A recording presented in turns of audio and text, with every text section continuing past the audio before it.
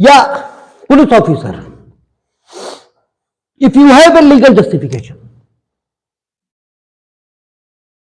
for the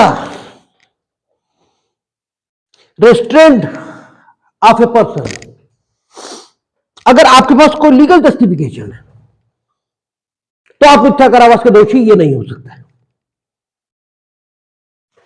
चाहे आप private व्यक्ति हैं और चाहे आप पुलिस ऑफिसर हैं।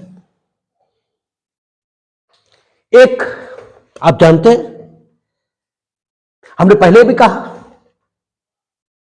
कि कानून के बेसिक प्रिंसिपल ये नहीं बदल सकते हैं, वो पूरी दुनिया में एक ही है। और यही कारण है कि जैसे कतर में, ओमान में या पाकिस्तान में, इवन पाकिस्तान में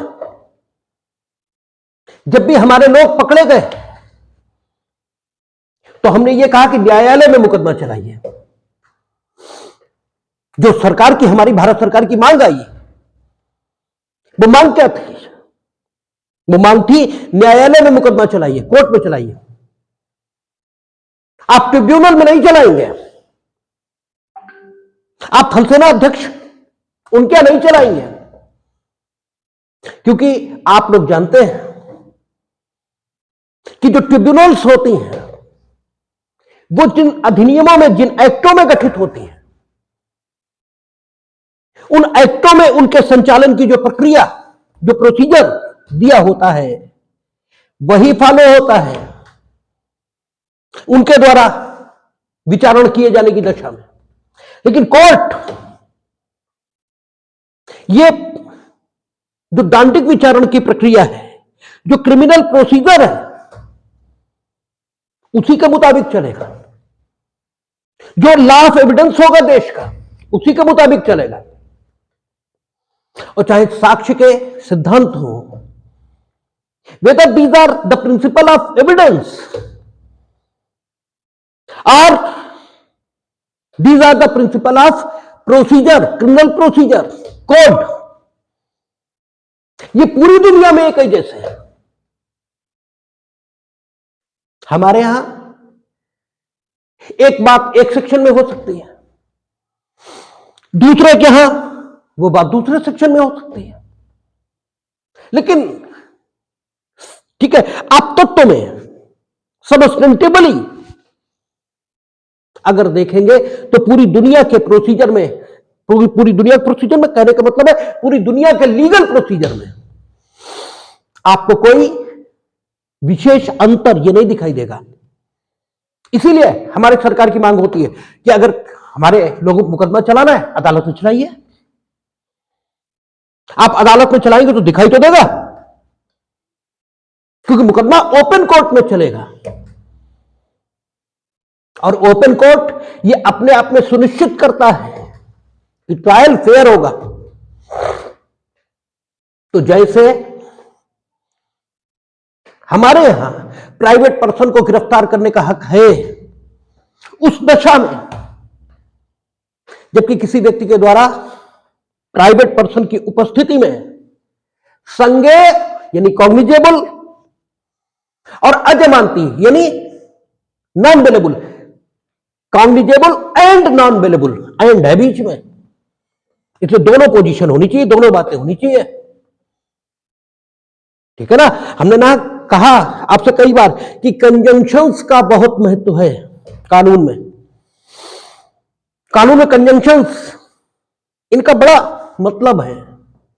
तो नॉन बेलेबल एंड कॉग्निजेबल, अगर ये अपराध किसी के द्वारा किसी प्राइवेट पर्सन की उपस्थिति में किया गया है, यह किया जा रहा है, किया गया नहीं मतलब किया जा रहा है, तो उसे गिरफ्तार कर लेने का हक ये रहेगा। अब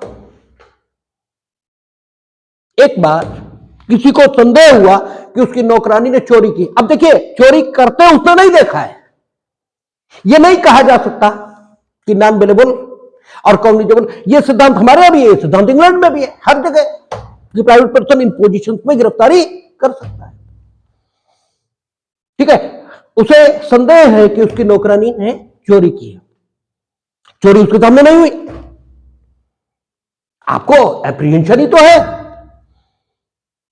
और आप कोई वही कहते हैं त्रिकालदर्शी, वर्तमान भूत भविष्य सब कुछ देख लेते हो, ये तो है नहीं। तो सवाल ये है कि आपने नौकरानी को मिथ्या रूप से कारावास कर लिया, यानी रोक लिया उसे घर जाने से, और फिर पुलिस को दे दिया। ठीक है, पुलिस ने उससे पूछताछ की, वो नहीं पाई गई, उसके खिलाफ कोई एविडेंस नहीं था, उसे रिहा कर दिया गया। जब मिथ्या कारावास का मुकदमा आया तो कोर्ट ने यह कहा कि चूंकि संदेह था, that was a legal justification, वो नौकरानी को रोक लेने के लिए पर्याप्त था। हां, अगर ये बहुत देर रोके रहते, अपने आप प्राइवेट डिटेक्टिव बन जाते जैसे अक्सर लोग बन जाते, तो ये मिथ्या कारावास के दोषी होते। इतना तो हक हर व्यक्ति को है कि अगर हमें लगता है कि इन्होंने कोई कॉग्निजेबल ऑफेंस किया है, यद्यपि मेरे सामने नहीं किया, ठीक है, तो हम इन्हें पुलिस को दे सकते हैं, क्योंकि इसने कोई देरी नहीं की नौकरानी को पुलिस को देने में, इसलिए कोई मिथ्या कारावास नहीं हुआ। लेकिन हमारे लिए जो विधि का नियम, रूल ऑफ लॉ, वो प्रतिपादित हो रहा है। वो रूल ऑफ लॉ क्या प्रतिपादित हो रहा है कि if you have a legal justification, ठीक है, टू डिटेन समबडी, डिटेन तो नहीं शब्द कहना चाहिए, to restrained somebody at a particular place, ठीक है, and you are restraining that person at that place, ठीक है, तो आप मिथ्या कारावास का अकृत्य कर रहे हैं, यह नहीं कहा जा सकता। कल भी हमने चर्चा की थी, जैसे क्या है, 9:30 बजे से 4 बजे तक आप कर्मचारी हैं। दूसरा मुकदमा, ठीक है, जो आपकी किताबों में है, ठीक है, आपको जो हम कोड कर रहे हैं, कहां से, रतनलाल धीरजलाल से, रतनलाल धीरजलाल से हम कोड कर रहे हैं, ठीक है। तो दूसरा मुकदमा जो रतनलाल धीरजलाल में है, क्या है, खान का कर्मचारी है, 9:30 से 4 तक ड्यूटी है, खान पे काम करने के लिए सतह से, यानी ठीक है, जो भूमि है इससे नीचे लिफ्ट के माध्यम से खान में ले जाएंगे। अब लिफ्ट के माध्यम से खान में ले जाने के बाद बाई चांस काम नहीं था, 11:30 बजे इन्होंने कहा कि हमें काम नहीं है, ऊपर पहुंचा दो। उन्होंने, ठीक है, इन्हें कुछ काम बताया, इन्होंने काम करने से इनकार कर दिया। उसके बाद इन्हें ऊपर पहुंचाने के लिए लिफ्ट 1:10 पर खाली हो गई, लेकिन उन लोगों ने 1:30 बजे तक इन्हें नहीं जाने दिया। ये 20 मिनट के फॉल्स इंप्रिजनमेंट के लिए मुकदमा है। न्यायालय ने कहा कोई फॉल्स इंप्रिजनमेंट नहीं हुआ, क्योंकि आप 9:30 से 4 तक कर्मचारी थे। They have the legal justification, no doubt they have restrained you completely. After that they have committed no false imprisonment, but because they have the legal justification, ठीक है। तो इसका अर्थ यह निकल आता है कि if you have the legal justification, whether you are a private person,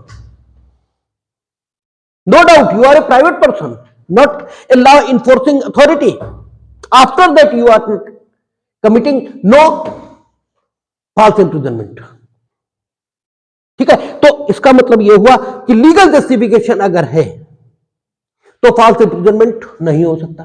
अच्छा, अब चलो लीगल जस्टिफिकेशन नहीं है, ऐसे आ जाइए, ठीक है, लीगल जस्टिफिकेशन नहीं and you are a private person, ठीक है। तो अगर आप प्राइवेट पर्सन हैं और डायरेक्टली आप ही ने किसी को, भाई आप प्राइवेट पर्सन है and you have no legal justification, ठीक है ना। तो फिर 2 तरीके हो सकते हैं आपके द्वारा किसी व्यक्ति को मिथ्या कारावास में रखने के, 2 तरीके। भाई अगर आपके पास लीगल जस्टिफिकेशन तो whether you are a private person और पुलिस अथॉरिटी और एनी, ठीक है, law enforcement authority, you have committing no false imprisonment. But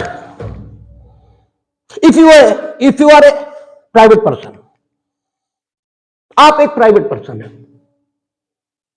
और आपके पास कोई लीगल जस्टिफिकेशन ये भी नहीं, इसके बाद भी आप व्यक्ति को दो तरह से मिथ्या कारावासित कर सकते हैं। एक तो डायरेक्टली आप ही ने कर लिया, तब तो समस्या नहीं बची, भाई आप ही ने कर लिया, देन यू आर लायबल। ठीक है, कौन दायी है, हु इज रिस्पॉन्सिबल, इस प्रश्न पर विचार करने की स्थिति ये कब आती है? When you have not committed this fraud directly, आपने सीधे सीधे नहीं किया है, बल्कि you have supplied an information to the police officers, ठीक है, और पुलिस ऑफिसर्स के माध्यम से आपने व्यक्ति को गिरफ्तार करा लिया। यानी डायरेक्टली तो पुलिस ऑफिसर ने गिरफ्तार किया, प्रत्यक्षता तो पुलिस ऑफिसर ने गिरफ्तार किया, बट इट इज यू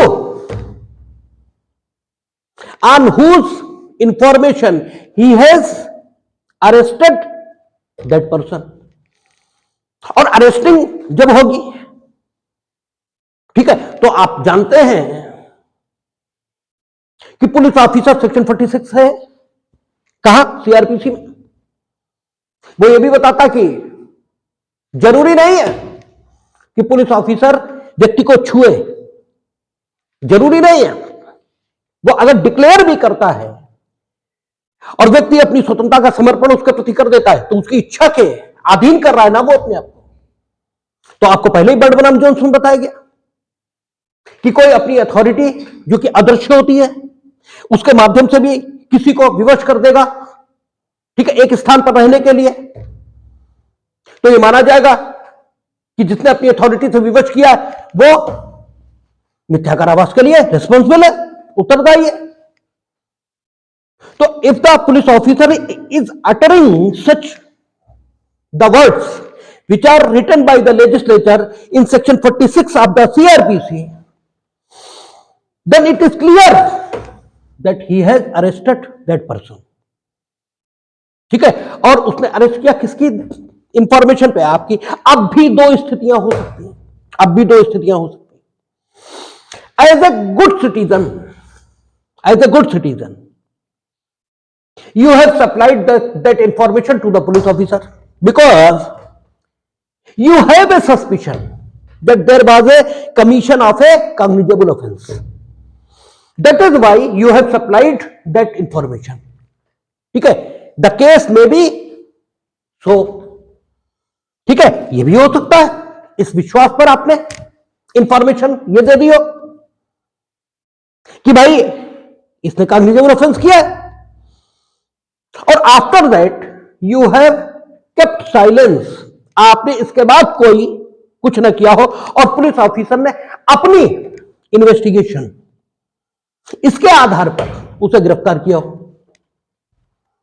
यह भी हो सकता है। और यह भी हो सकता है कि तुम्ही ने फॉल्स एविडेंस ये, ठीक है, रचा हो, गढ़ा हो, यानी मिथ्या साक्ष्य गढ़ा हो और मिथ्या साक्ष्य रचा हो और उसके आधार पर उसे गिरफ्तार करा दिया हो, यह भी हो सकता है। तो अगर आपने as a good citizen information supply कराने के अलावा कुछ भी नहीं किया और उसके बाद पुलिस ऑफिसर ने अरेस्ट किया, तो जिम्मेदारी पुलिस ऑफिसर की है। अब मिथ्या कारावास के लिए अगर कोई उत्तरदायी होगा, अगर कोई उत्तरदायी होगा तो पुलिस ऑफिसर, नॉट यू। लेकिन अगर आपने गिरफ्तार कराने में दुष्प्रेरक की भूमिका, अबेटर की भूमिका अदा की है किसी भी ढंग से, चाहे फॉल्स एविडेंस क्रिएट करके या बताकर इनने, तो फिर आप भी संयुक्त अप्रत्यकर्ता के रूप में दायी होंगे। अच्छा, अब सवाल यह है कि पुलिस ऑफिसर, ठीक है, यह गिरफ्तार करता है तो वो कब कब, देखिए आपका किस्सा निपट गया, आपने इंफॉर्मेशन दी, उस पर व्यक्ति की गिरफ्तारी हो गई, आपने इंफॉर्मेशन देने के अलावा कुछ नहीं किया, then as a good citizen it was your legal duty, if you have some suspicion, ठीक है, अबाउट अगर आप संज्ञेय अपराध के होने के संबंध में कोई संदेह भी रखते थे तो as a good citizen that was your duty, you have discharge that. ठीक है, और उसके बाद आपने कुछ किया नहीं तो आपका दायित्व ये क्यों हो, आपके दायित्व का कोई अर्थ नहीं। लेकिन अगर आपने इसके बाद भी भूमिका ये निभाई तो आपका दायित्व होना चाहिए।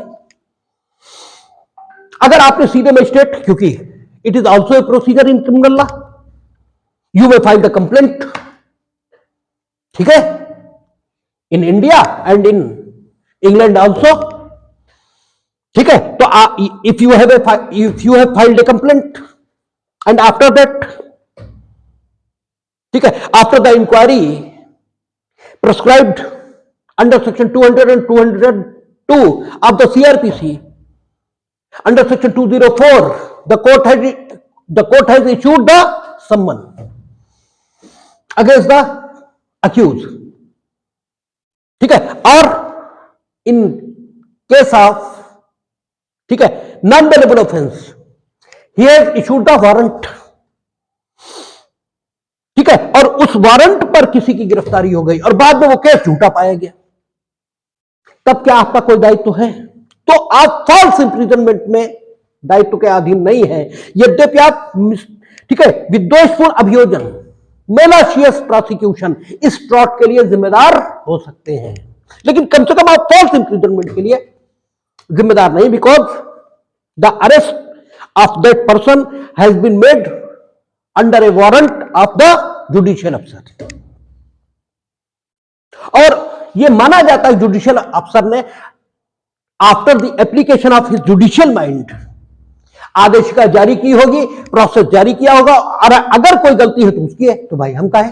हां, यह जरूर है कि हमने मेलाशियस प्रोसिक्यूशन ये शुरू किया, विद्वेषपूर्ण अभियोजन ये शुरू किया, इस वजह से हमें उत्तरदायी होना चाहिए, लेकिन तब फ्रॉड जो होगा वो मेलाशियस प्रोसिक्यूशन का होगा, वो फॉल्स इंप्रिजनमेंट का नहीं होगा। यानी आप जो उत्तरदायी हो सकते हैं वो उस दशा में हो सकते हैं जब आप किसी administrative officer, weather he is a police officer और एनी अदर अथॉरिटी, उसे इंफॉर्मेशन दे रहे हैं, और इंफॉर्मेशन सिर्फ दे नहीं रहे बल्कि उस इंफॉर्मेशन को उसे आगे बढ़ने के लिए प्रेरित ये भी कर रहे हैं, और फिर उसकी अरेस्टिंग होती है।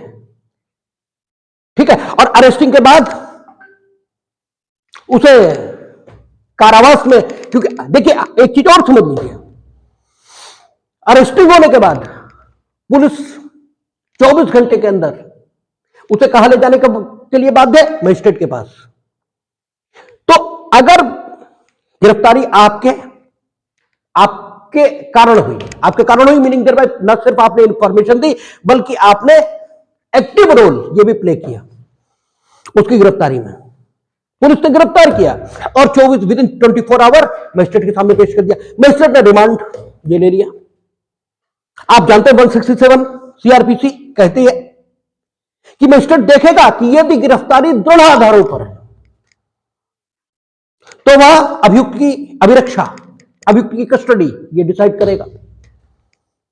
ठीक है, तो अगर अब देखिए एप्लीकेशन ऑफ जुडिशियल माइंड आ गया, जब उसका रिमांड मजिस्ट्रेट के समक्ष रख दिया गया तब एप्लीकेशन ऑफ जुडिशियल माइंड आ गया। अब वो जो डिटेन होगा वो जुडिशियल माइंड के, वो जुडिशियल अफसर के ऑर्डर से डिटेन होगा। तो आपने जब जिस क्षण गिरफ्तारी कराई और जिस क्षण वो मजिस्ट्रेट के समक्ष आया, इस बीच की जो अवधि है इसके लिए तो वो प्रतिकर अगर मांगे तो उसे मिथ्या कारावास इस अपकृत्य के अंतर्गत मिलेगा, और मजिस्ट्रेट के आदेश के बाद जो कुछ हुआ उसके लिए अगर वो प्रतिकर चाहता है तो अगर मामला बाद में झूठ पा लिया जाए तो विद्वेषपूर्ण अभियोजन में उसे जाना होगा।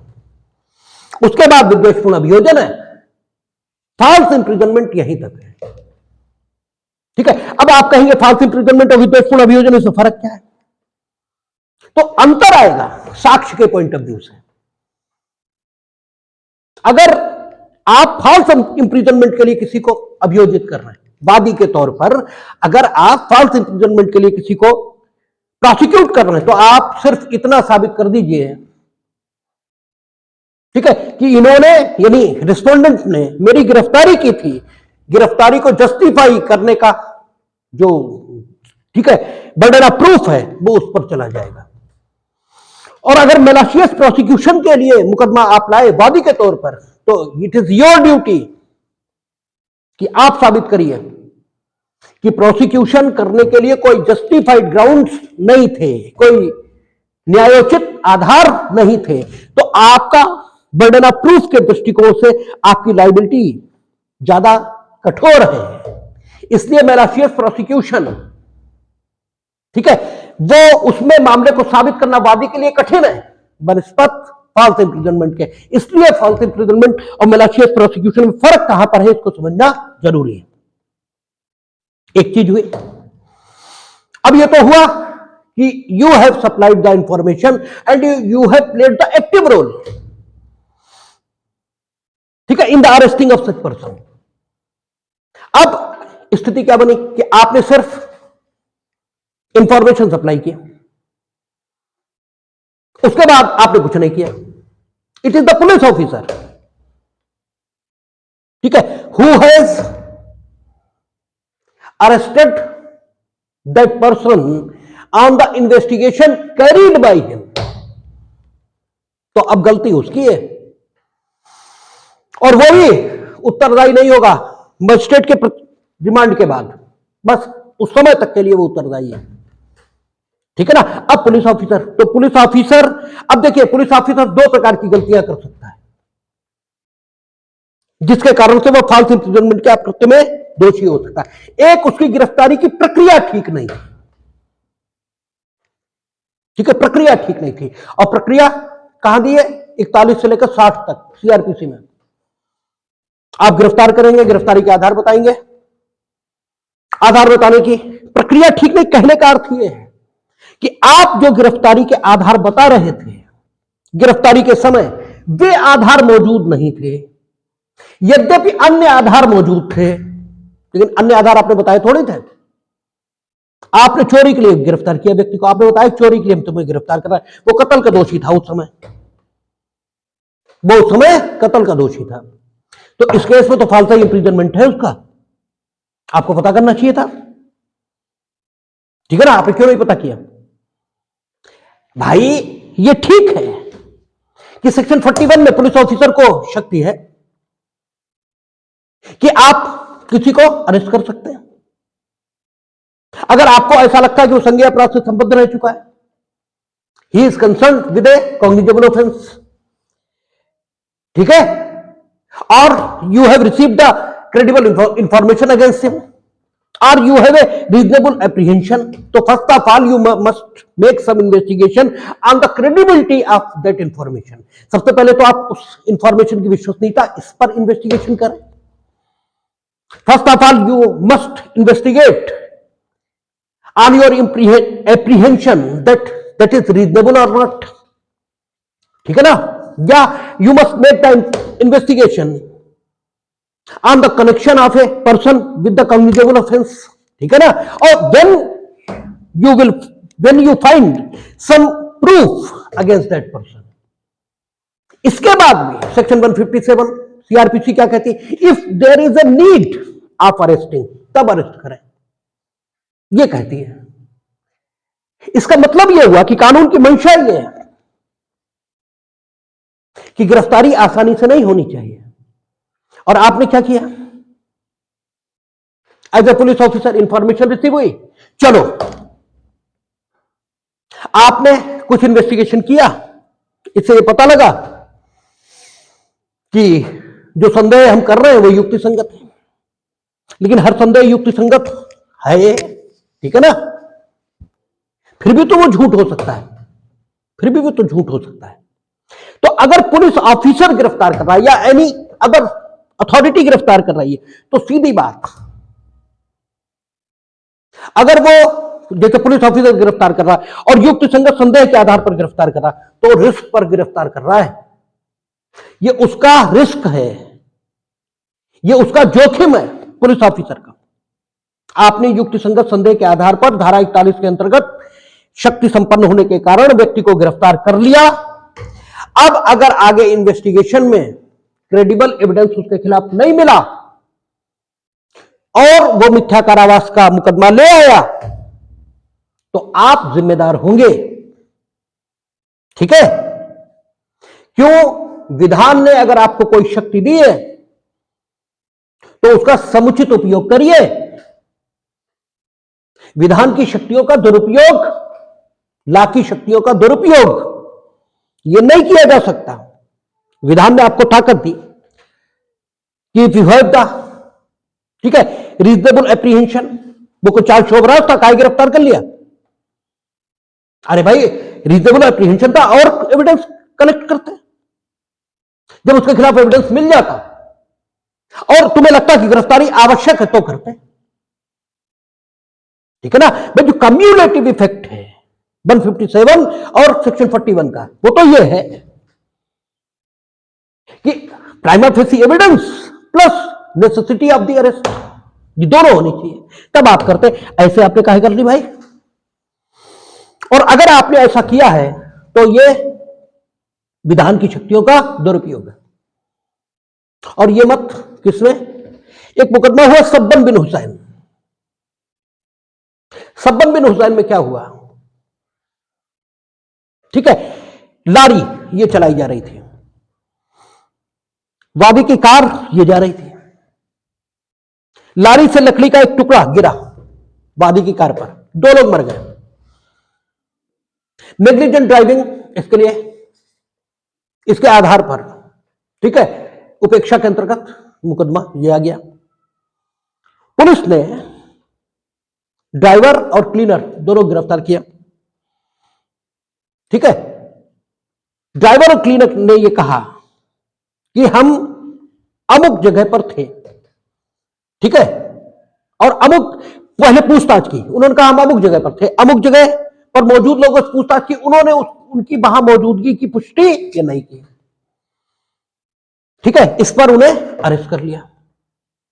ठीक है, सब्बन बिन हुसैन में इस पे अरेस्ट करने के बाद में एविडेंस कलेक्ट हुआ और फिर मजिस्ट्रेट के सामने पेश कर दिया। मजिस्ट्रेट ने 7 दिन का रिमांड दे दिया। उसके बाद 7 दिन के रिमांड में पूछताछ हुई, देखा दाखा, वो निर्दोष पाएगा, छोड़ दिया। अब वो मुकदमा है, तो जब मजिस्ट्रेट के रिमांड के अधीन, ठीक है, वो रहे पुलिस की हिरासत में, तब तो रिमांड के अधीन है, तब तो मैलिशियस प्रोसिक्यूशन वो ट्रॉट हुआ। लेकिन पुलिस ने जो अरेस्ट किया है, इस अवधि में तो अरेस्ट किया आपने। न्यायालय ने कहा कि चलिए, रीजनेबल एप्रीहेंशन था। ठीक है, कि लारी ये चला रहे थे, इसलिए एक्सीडेंट इन्होंने ही किया होगा, यह संदेह उत्पन्न होता है। आप, इन्होंने बताया हम फला जगह थे, वहां पूछताछ की गई, वहां भी ये नहीं पाए गए। अब युक्तिसंगत संदेह हो सकता है कि यही चला रहे थे। चलो, ये मौके से फिर एक्सीडेंट के बाद रुके नहीं। ठीक है, इससे ये संदेह पैदा होता है कि ये लारी को खतरनाक और बेतहाशा ढंग से नेग्लिजेंट ड्राइविंग कर रहे होंगे, ये संदेह पैदा होता, लेकिन ये सबूत नहीं है। ये सबूत थोड़ी है भाई। एक्सीडेंट होने के बाद आदमी नेग्लिजेंट न भी हो तो भी भागेगा ही भाई। ठीक है, ये ठीक है कि सब्बन बिन हुसैन में पुलिस ने जब अरेस्ट किया तो ये रीजनेबल एप्रीहेंशन था।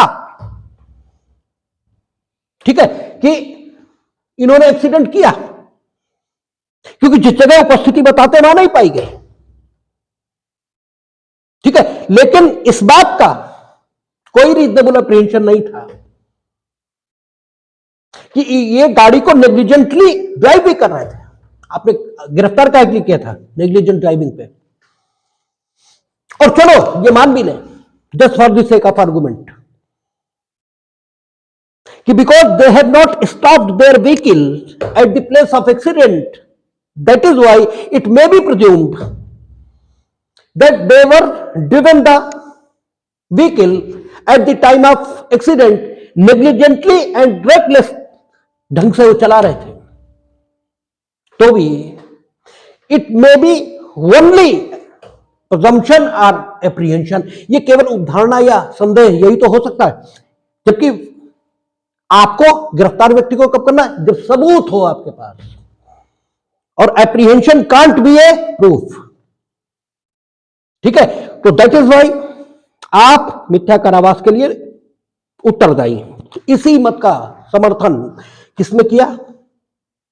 हालगेट मोहम्मद वर्सेस ड्यूक, इसमें हाउस ऑफ लॉर्ड्स में।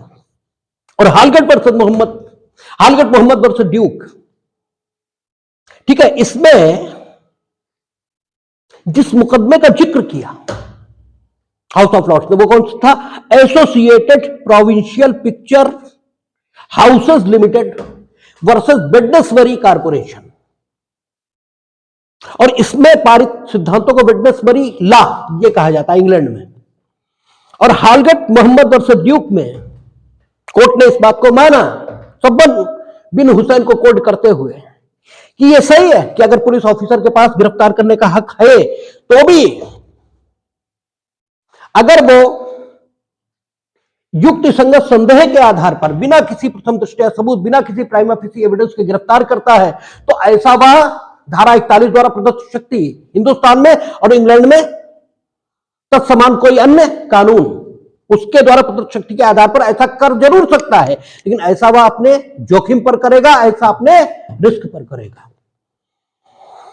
अगर आगे ये पा लिया गया कि वो निर्दोष है, तो फिर मजिस्ट्रेट के पास रिमांड जब तक जाएगा तब तक के लिए मिथ्या कारावास के दोषी आप हो पाएंगे।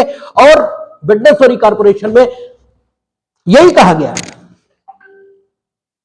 कि आपको गिरफ्तार करने की शक्ति अगर विधान ने दी है तो आप उसका अंधाधुंध उपयोग नहीं करेंगे, बल्कि सम्यक ढंग से।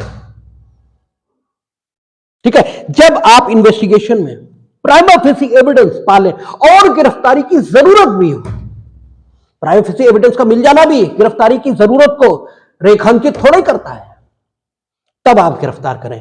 और इन अगर वेडनेसबरी लॉज का उल्लंघन हुआ तो इंग्लैंड में कोई प्रतिकर प्राप्त कर सकता है। इन्हीं रूल्स को हमारे यहां, ठीक है, Joginder Singh versus state of Uttar Pradesh, इसमें माननीय उच्चतम न्यायालय ने भी मान्यता दे दी है। तो फॉल्स इंप्रिजनमेंट तब भी हो सकता है जबकि लीगल अथॉरिटीज गिरफ्तार करें।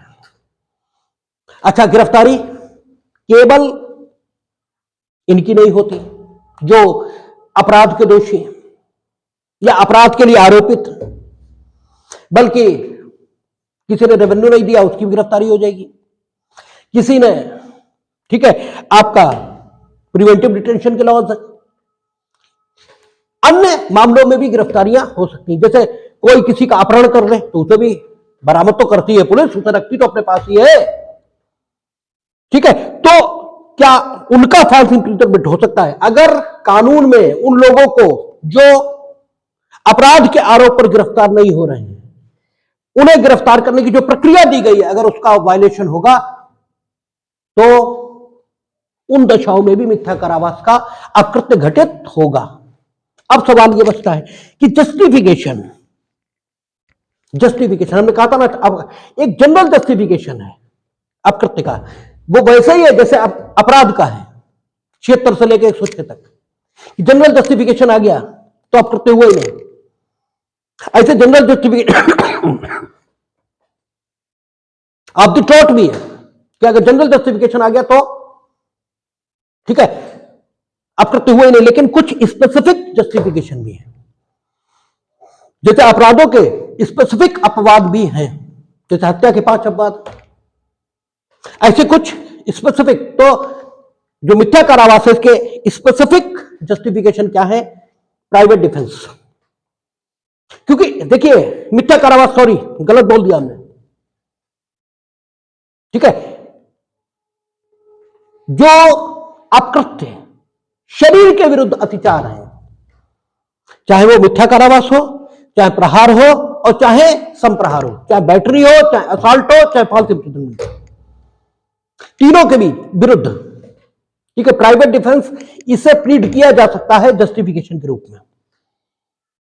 और परमिशन इसे भी प्लीड किया जा सकता है। आप ये कह सकते हैं कि फला व्यक्ति ने हमें परमिशन दी थी गिरफ्तार करने की,